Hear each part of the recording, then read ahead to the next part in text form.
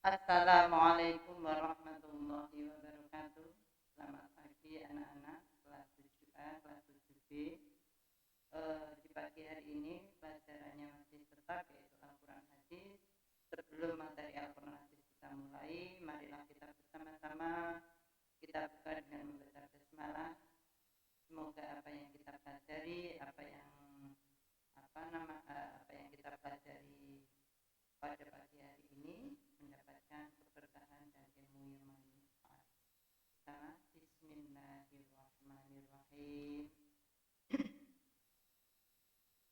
Anak-anakku kelas 7A dan kelas 7B ya, kita langsung memulai. Jadi untuk LKS-nya bisa dibuka halaman 20 ya, bab 2, yaitu tentang kekuasaan dan rahmat Allah Subhanahu wa taala, yang di sini berkaitan dengan fenomena sosial dan alam.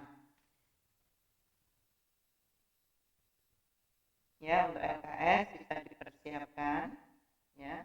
Jadi bab 2 tentang kekuasaan dan rahmat Allah Subhanahu wa taala, yang hal ini berkaitan dengan fenomena sosial dan alam ya. Di peta konsep ya, di bawah itu ya, peta konsep, di situ sudah tertera. Jadi kekuasaan Allah dan rahmat Allah itu yang pertama nanti fenomena sosial dan alam, kemudian yang berikutnya nanti surah pendek ya, atau dalilnya, yaitu yang pertama nanti Al-Quran surah Asy-Syams ayat 1 sampai 10, kemudian yang kedua Quran surah Ali Imran ayat 190, kemudian yang ketiga yaitu hadis yang diriwayatkan oleh Imam Bukhari dan Abu Hurairah ya. Jadi untuk bab 2 ini nanti yang akan kita yang akan kita pelajari dan harus kalian pahami ya, karena sebentar lagi kalian akan menghadapi PTS ya, penilaian tengah semester, yang insya Allah itu nanti dilaksanakan pada bulan September ya. Jadi pada bulan September. Nah ini sudah September awal, jadi anak-anak tolong sekali lagi untuk lebih semangat belajar, bisa dimulai dari bab yang pertama ya, bab 1 ya, terus kemudian nanti bab 2, karena materi untuk PTS itu 2 bab, bab 1 dan bab 2 ya. Oke, sekarang masuk pada materi ya, halaman 21 itu ya. Yang pertama fenomena sosial dan alam ya. Jadi kekuasaan Allah Subhanahu wa taala, dan ini berkaitan dengan fenomena sosial dan alam ya. Sebelumnya kalian mesti bertanya, apa fenomena alam atau apa fenomena sosial itu ya. Di LKS-mu itu sudah ada ya, diterangkan. Yang pertama tentang pengertian fenomena sosial. Fenomena sosial, fenomena itu gejala atau peristiwa. Jadi peristiwa atau gejala-gejala yang terjadi ya di muka bumi ya. Kalau sosial ya, sosial itu berarti yang berkaitan dengan keadaan yang ada ya, yang bisa diamati, bisa dialami dalam kehidupan sehari-hari ini ya. Itu yang berkaitan dengan sosial ya.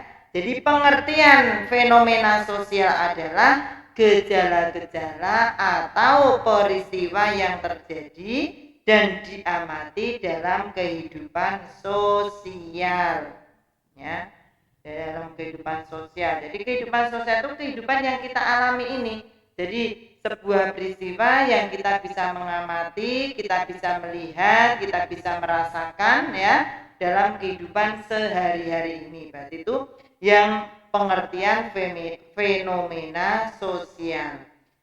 Atau gejala sosial dipengaruhi oleh bentuk-bentuk perubahan sosial yang tidak bisa dihilangkan namun bisa diantisipasi.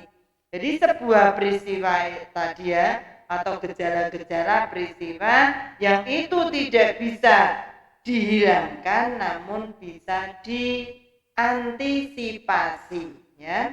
Jadi diantisipasi itu bagaimana? Ya dicari jalan keluarnya bagaimana supaya peristiwa itu tidak terjadi gitu ya. Jadi itu tidak bisa dihilangkan, atau dihilangkan sama sekali tidak bisa, tapi hanya bisa dicegah dengan cara tadi mengantisipasi, oke ya. Terus kemudian penyebab dan dari fenomena sosial. Jadi gejala atau peristiwa yang berkaitan tadi dengan kehidupan sehari-hari yang kita alami, ini biasanya ada penyebabnya. Dan sekarang penyebabnya itu apa saja? Yang pertama yaitu faktor kultural, ya faktor kultural. Jadi kultur itu biasanya diartikan budaya, ya. Jadi faktor ini merupakan nilai yang tumbuh dan berkembang dalam lingkungan atau komunitas masyarakat. Jadi kultur itu merupakan nilai yang tumbuh ya, sesuatu yang tumbuh dan berkembang dalam lingkungan ya atau komunitas masyarakat yang ada.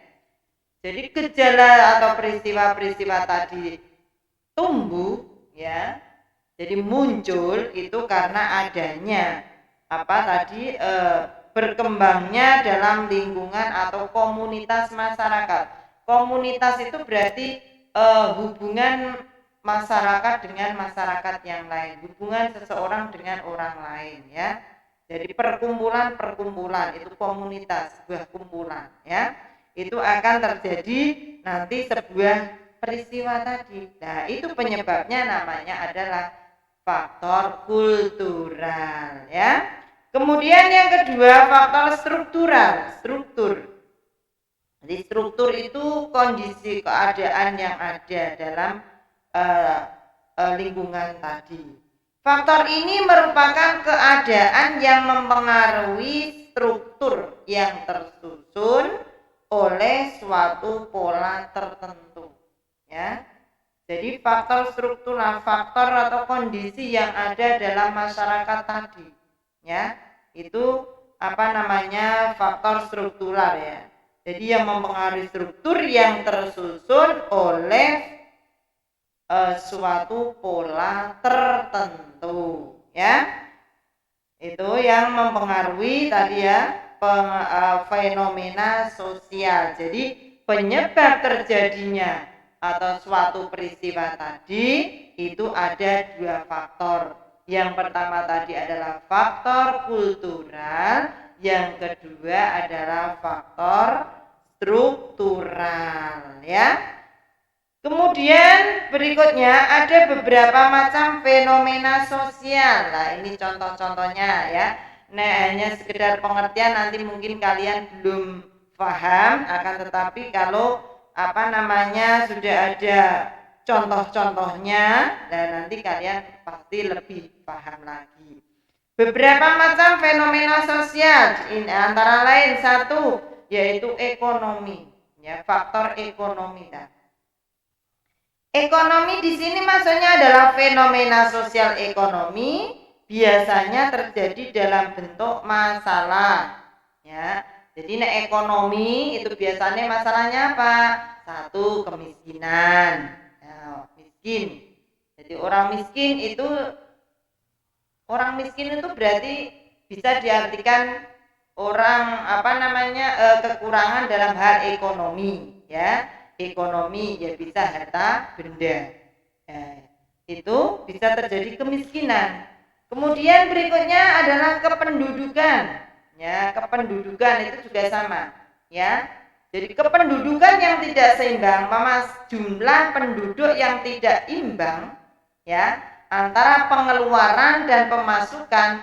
Nah ini faktornya adalah faktor ekonomi. Jadi kalau penduduk itu banyak, sementara pemasukan itu tidak ada, nantinya akan terjadi ketimpangan tadi, ya. dalam hal ekonomi. Berikutnya pengangguran. Ya, ini juga sama, pengangguran yang banyak itu juga faktornya faktor ekonomi, penghasilan dan lain sebagainya. Jadi semuanya tadi contoh-contoh ya atau macam dari fenomena sosial ekonomi.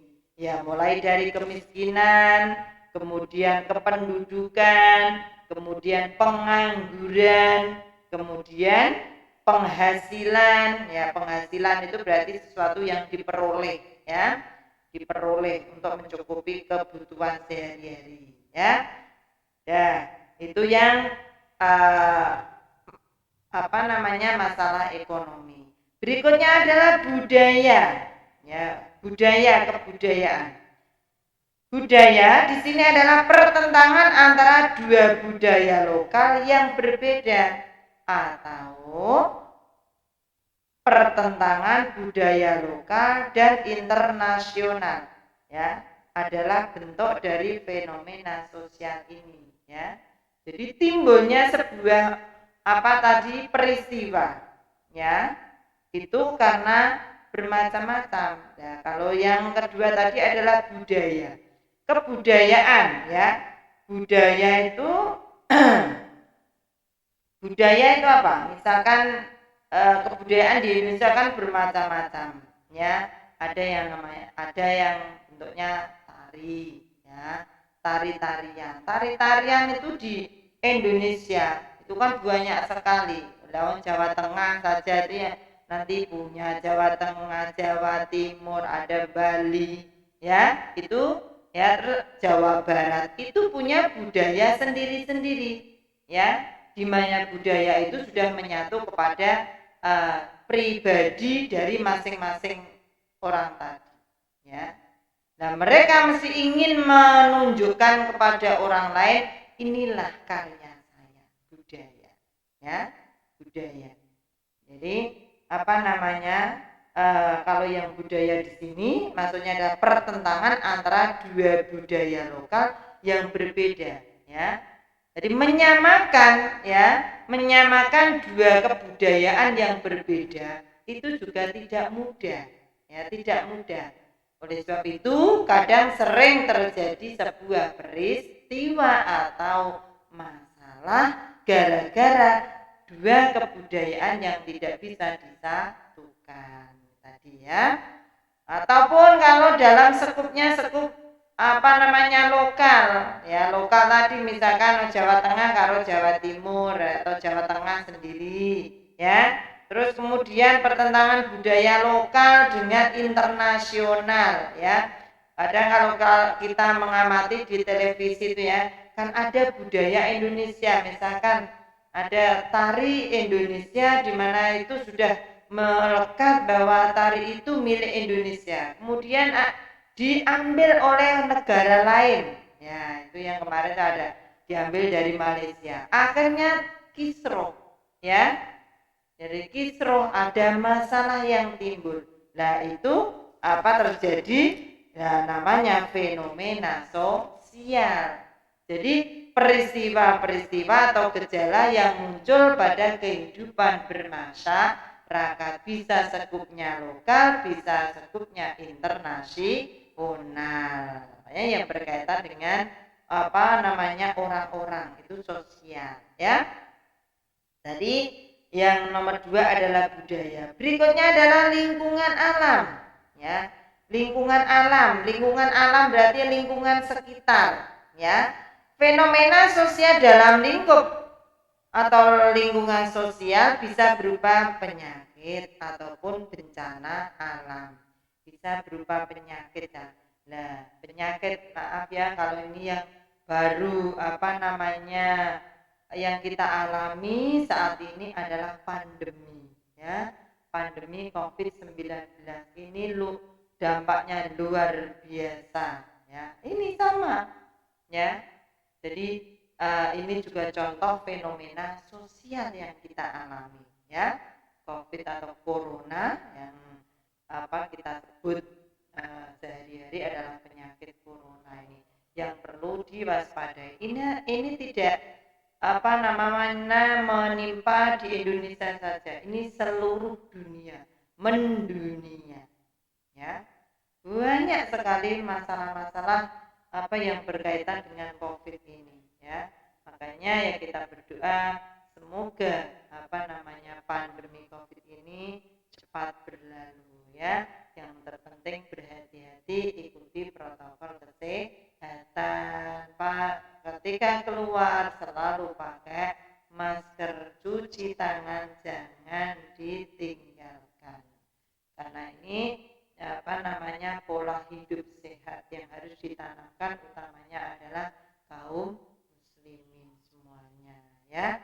Jadi insya Allah meskipun pandemi ini atau peristiwa-peristiwa ini terjadi, semoga saja tidak berlarut-larut, ya.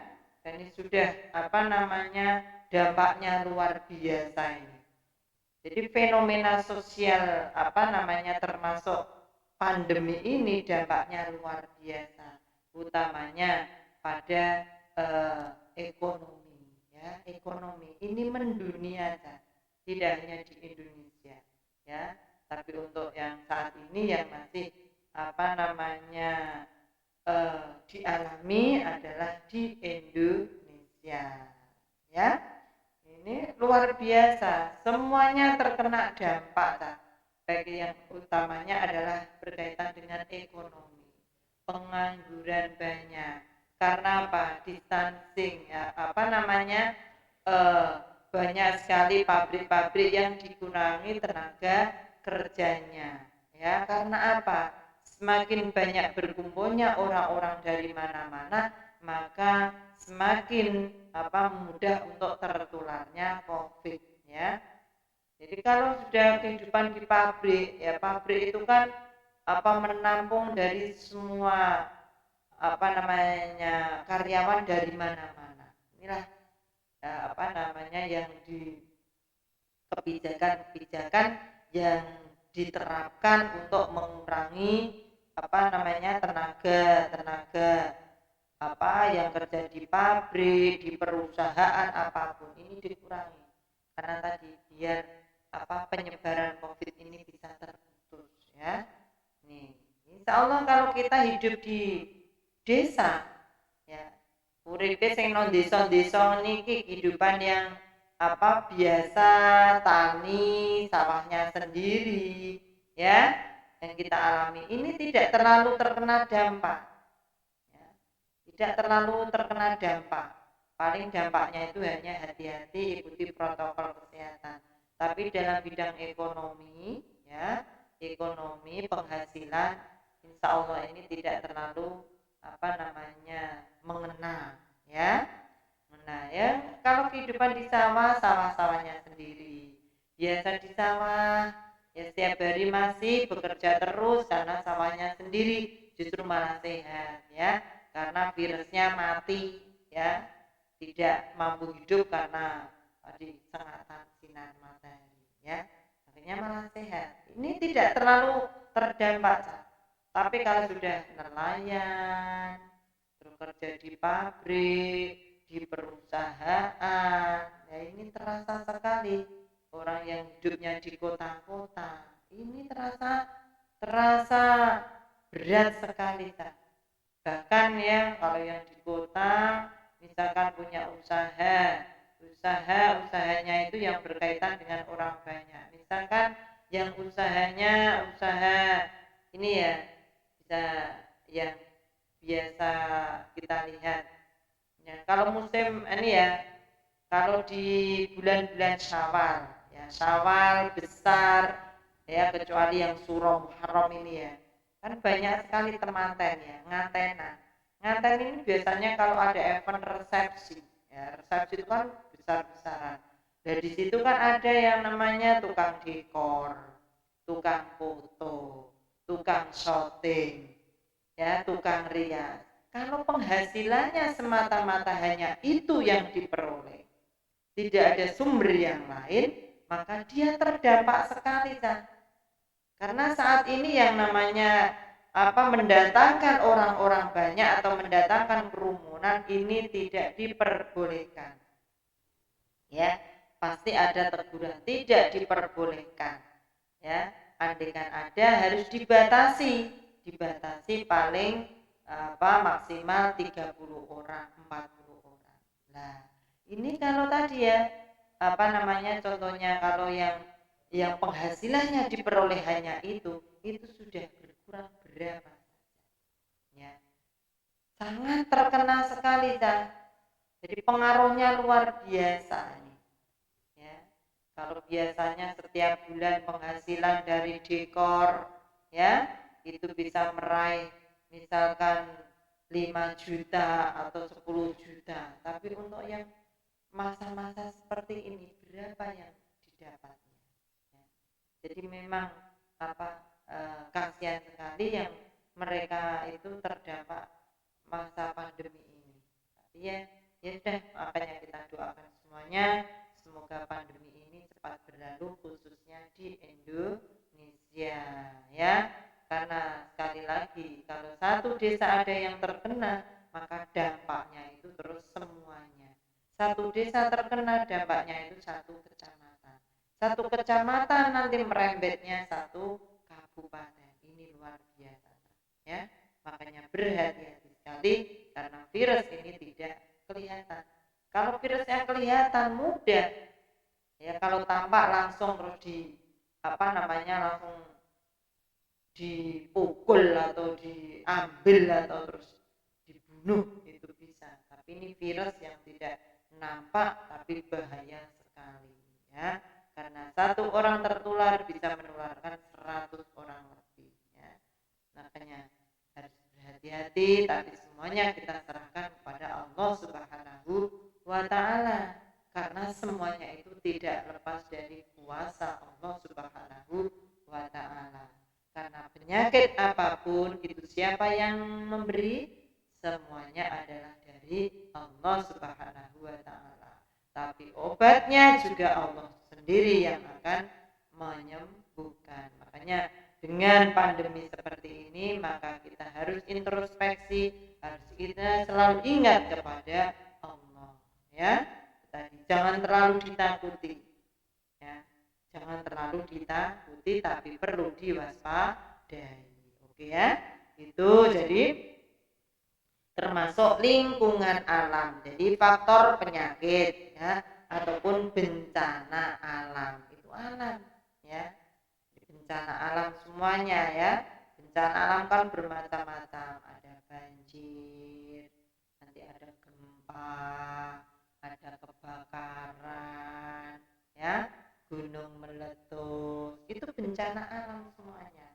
Nah itu penyebabnya dari lingkungan alam.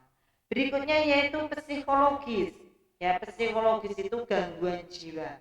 Psikolog itu berarti gangguan jiwa yang terpulang kepada jiwa masing-masing orang ya.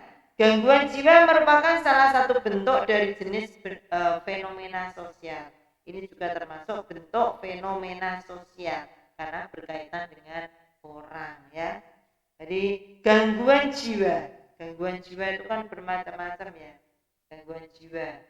Jadi pengaruhnya itu macam-macam. Ini banyak terjadi karena faktor pikiran ya.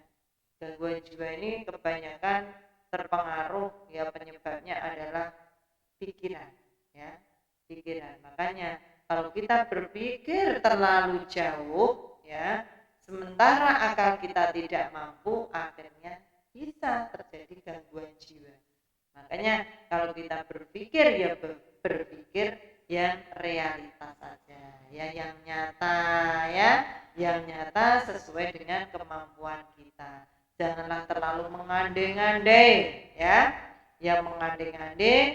Nah, andai-andai itu tidak sesuai atau tidak sesuai dengan kemampuan kita, akhirnya nanti larinya kepada gangguan jiwa. Ini penyebabnya adalah psikologis ya. Jadi gangguan jiwa macam stres ya, stres kalau tinggal terpulang kepada berat berat ringannya pikiran seseorang itu, ya. Nah, pikirannya berat, kadang stresnya stres ya, stresnya ya berat, stresnya berat ya apa? Kadang orang menyebut bisa gila, ya. Tapi kalau stresnya masih sedikit-sedikit, ya bisa orang menyebut adalah geleleng, gitu ya, geleleng. Karena apa? Ini pikiran-pikiran yang tidak kuat, ya.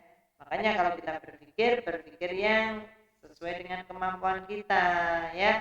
Tidak usah terlalu yang berat-berat yang kita pikir, ya. Kita punya yang di atas adalah maha segala-galanya. Semuanya kita pasrahkan kepada Allah. Hanya manusia tinggal berusaha, ya. Kemudian ini beberapa contoh tentang fenomena sosial, ya tadi, ya.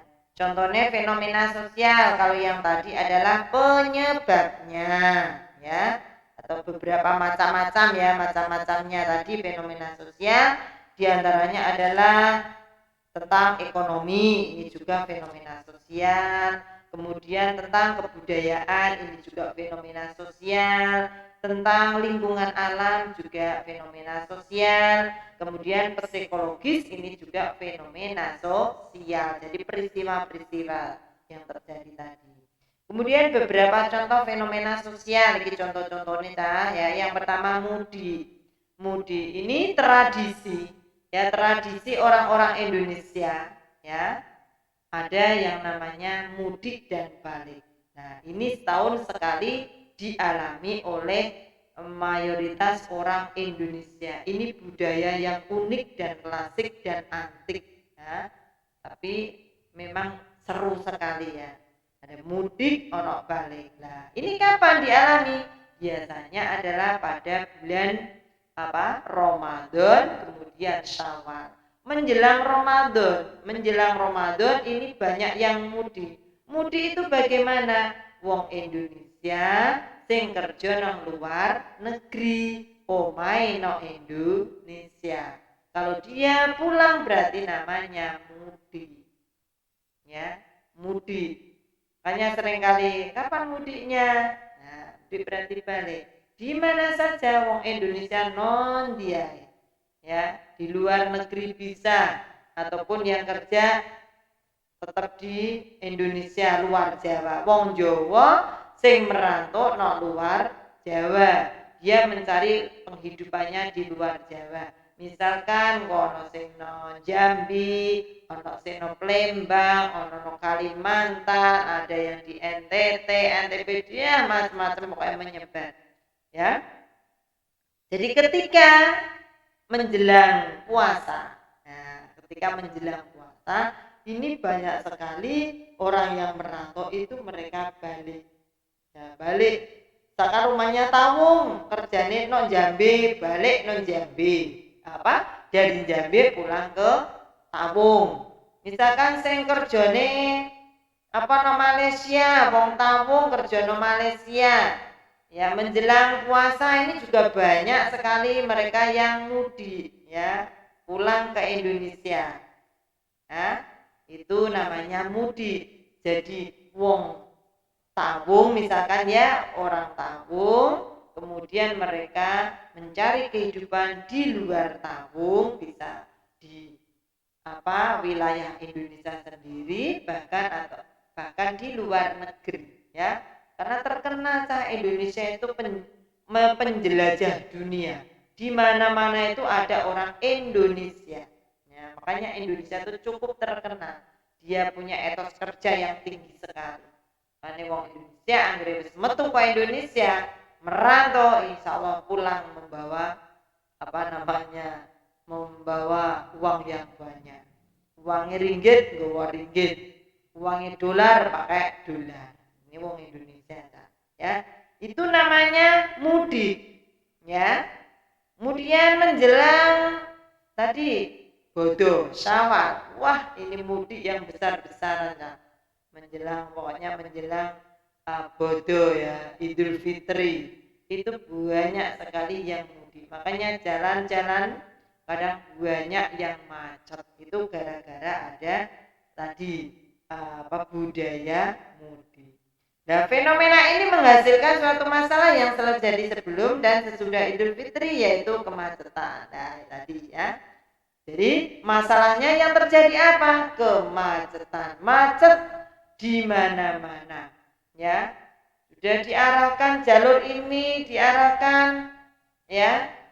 Misalkan jalurnya yang semula jalur di tengah diarahkan ke samping dan sebagainya. Udah yang namanya Pak Polisi tukang ngatur lalu lintas itu ya, wah sampai pusing itu kalau sudah masuk apa namanya bulan-bulan mudik tadi. Jadi faktornya adalah kemacetan. Jadi akibatnya itu macet ya karena tadi mudik ya.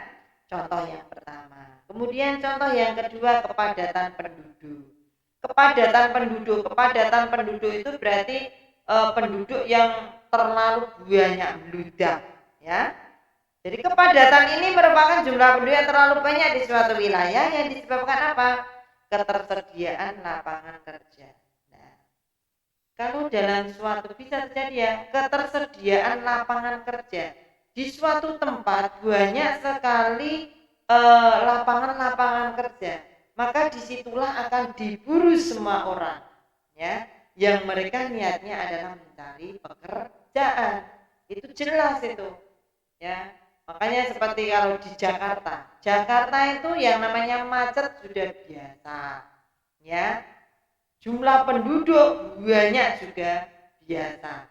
Karena itu banyak sekali ya hidupan di lorong-lorong jembatan itu banyak sekali.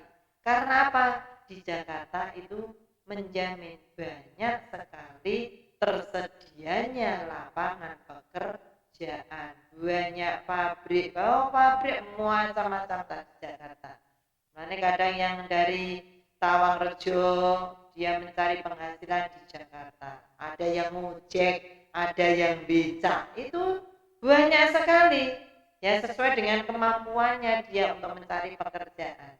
Ngojek itu sama ya, sama dia niatnya juga mencari pekerjaan. Kalau di Jakarta karena rawan macet ya memang apa namanya yang paling enak transportasi adalah ojek cepat. Nah, makanya apa ngojek itu juga laris kalau di Jakarta ya. Beca itu juga sama ya, terus mereka kerja di pabrik sepatu, ada yang udah macam-macam buka warung makan dan lain-lain sebagainya ya. Karena apa? Di sana atau di Jakarta itu banyak sekali lapangan pekerjaan. Kalau tidak ada lapangan pekerjaan, tidak mungkin diburu oleh orang. Tidak mungkin orang pergi ke sana ya kalau tidak ada lapangan pekerjaan, karena dia niatnya meninggalkan desa tercintanya itu untuk mencari pekerjaan. Berikutnya tingginya angka kelahiran. Sama jelas.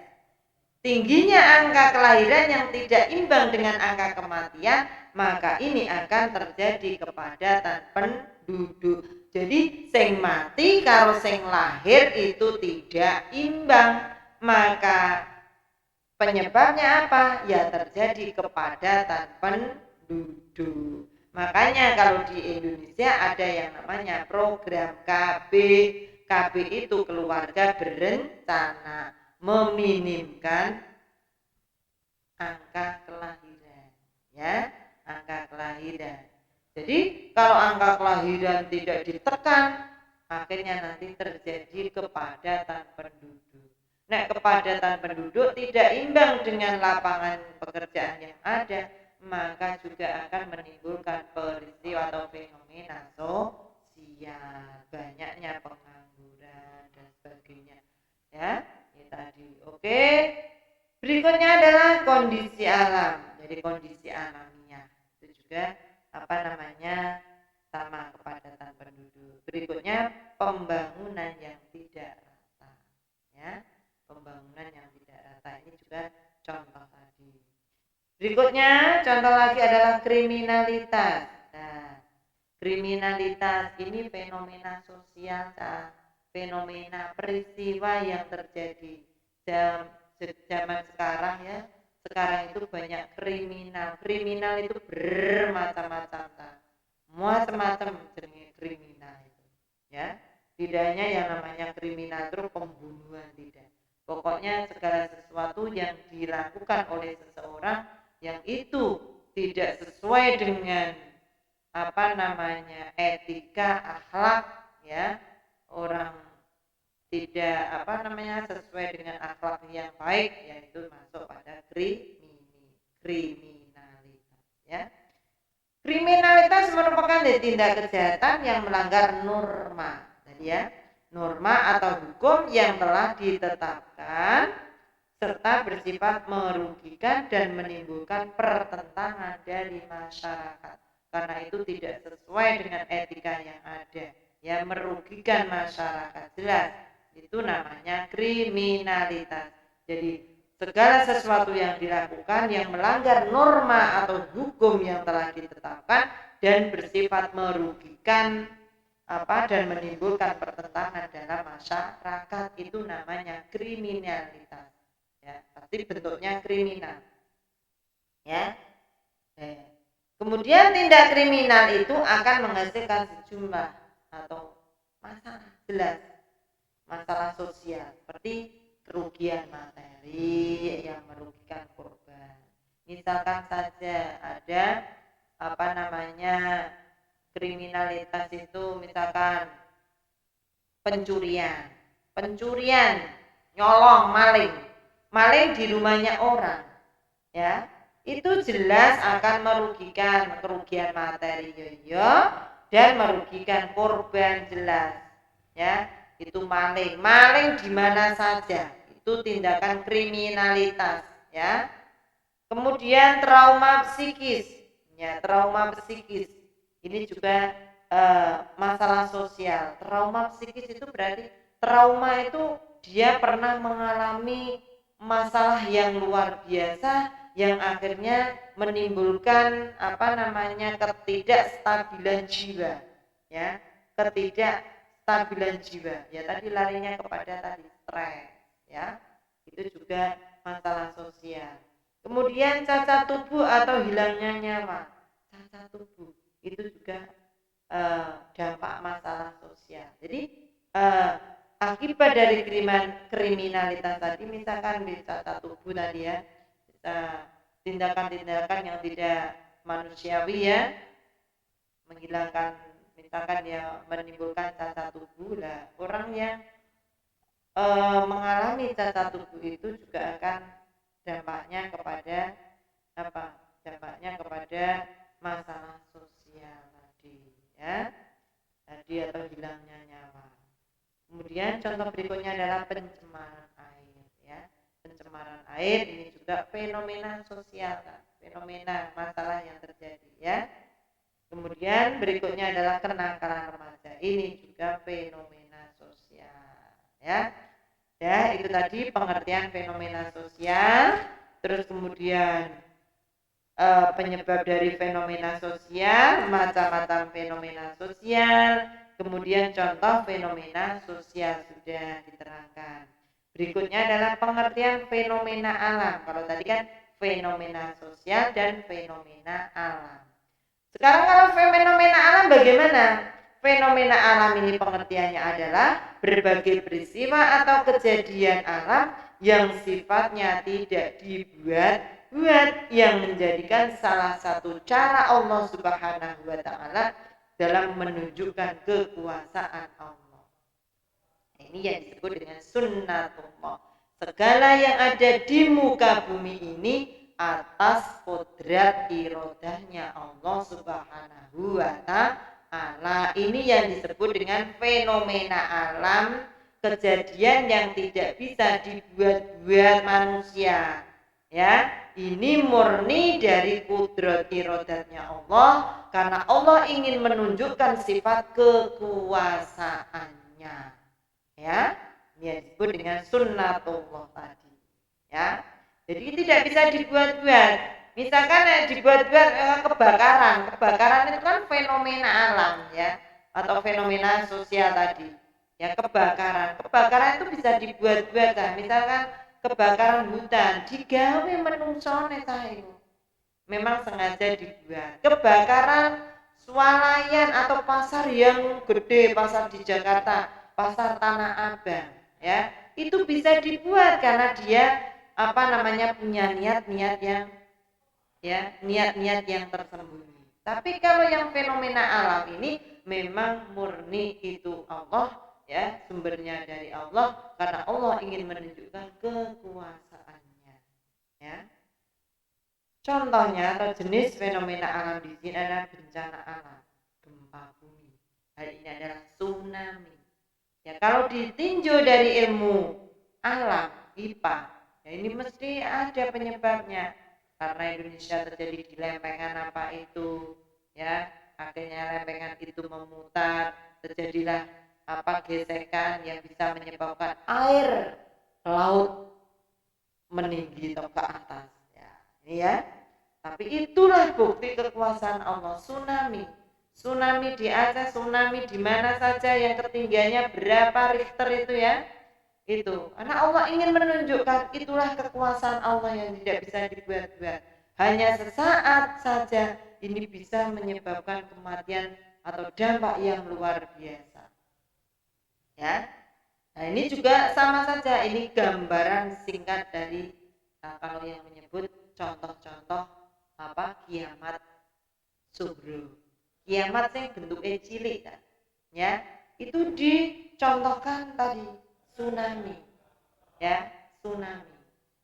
Baru saja dihentakkan laut, ya, sedikit saja korbannya itu sudah berapa. Manusia tidak berdaya kalau seperti itu. Makanya semuanya itu serahkan kepada Allah. Kita lebih mendekatkan diri kepada Allah. Kita hanya bisa berdoa dan meminta dan berusaha, ya. Ada gempa bumi, ada erupsi gunung Merapi, tsunami, tanah longsor, banjir, kekeringan, angin puting beliung, abrasi dan lain-lainnya. Itu termasuk bencana alam yang contoh dari fenomena alam. Berikutnya bencana non alam antara lain kebakaran, ya, pemukiman, pabrik, pasar, ya, yang menimbulkan korban, ya, korban yang tidak sedikit, kebakaran hutan, kecelakaan transportasi yang bisa kita lihat, ya, bisa kita saksikan baik di televisi maupun secara langsung, ya. Kecelakaan industri, kejadian tertular biasa, kesakitan, kematian, ya, kematian, ya. Ini semuanya bentuk contoh-contoh dari fenomena alam. Jadi ini tidak bisa dibuat-buat, ya. Jadi tidak bisa dibuat-buat karena ini